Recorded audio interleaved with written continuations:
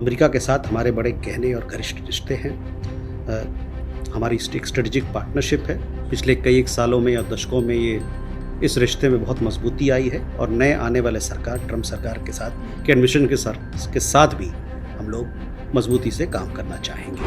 On H-1B visa, you would understand that this India-US partnership, which is an expansive world, and both our countries have strong and growing economic and technological partnership.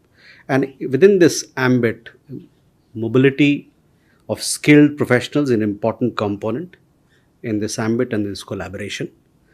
India-US economic ties benefit a lot from the technical expertise provided by skilled professionals, with both sides leveraging their strengths and competitive value.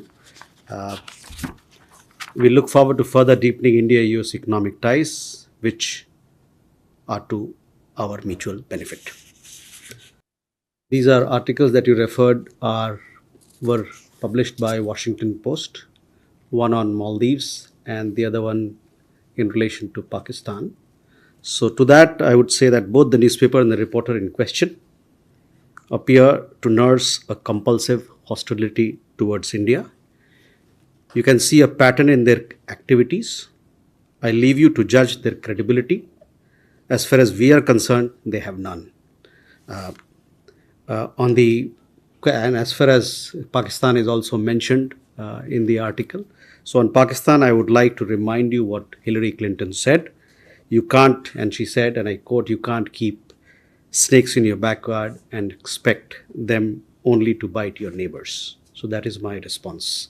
दूसरा जो आपने कहा नए Trump सरकार के आने वाली सरकार के बारे में, तो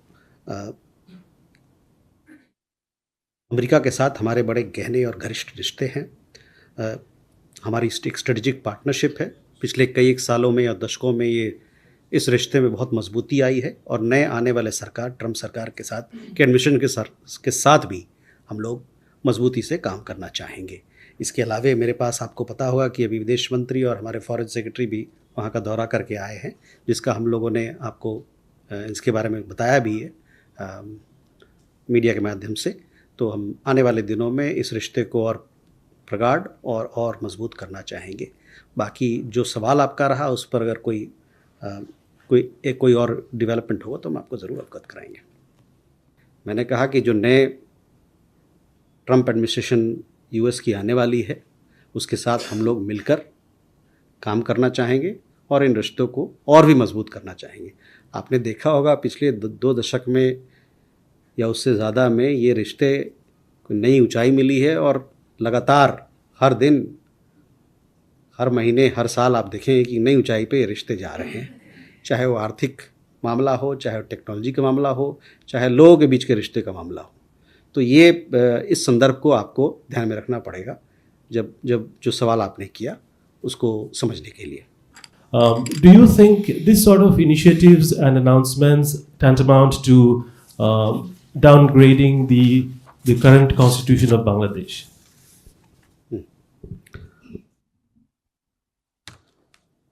ओके, कादम्बरी, पहला सवाल आपका। अमेरिका के राष्ट्रीय सुरक्षा सलाहकार जेक सलिवन भारत की यात्रा पर आने वाले हैं। उनकी मुलाकात अपने भारतीय काउंटरपार्ट अजीत डोभाल साहब उनके साथ होगी। जैसा कि मैंने पहले बताया कि ये रिश्ता का अंबार इतना बड़ा है कि इसमें लगातार दोनों देशों के बीच, दोनों पक्षों के बीच में विस्तृत बातें चलती रहती हैं। लगातार दोनों पक्ष एक दूसरे से बातचीत करते रहते हैं और इस सरकार की अवधि ख़त्म हो रही है, लेकिन चूँकि ये रिश्ता इतना मजबूत है कि ये जो इस प्रकार का आना जाना और जो सरकार की अवधि ख़त्म होने से पहले ये और हमारे रिश्ते की मजबूती को दर्शाता है।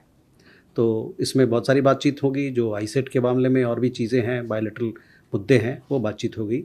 राष्ट्रीय सुरक्षा सलाहकार के जो मीटिंग होने वाले हैं 6 तारीख को, मेरे ख्याल से ये होगा। Don't miss out. Log on to oneindia.com for more updates.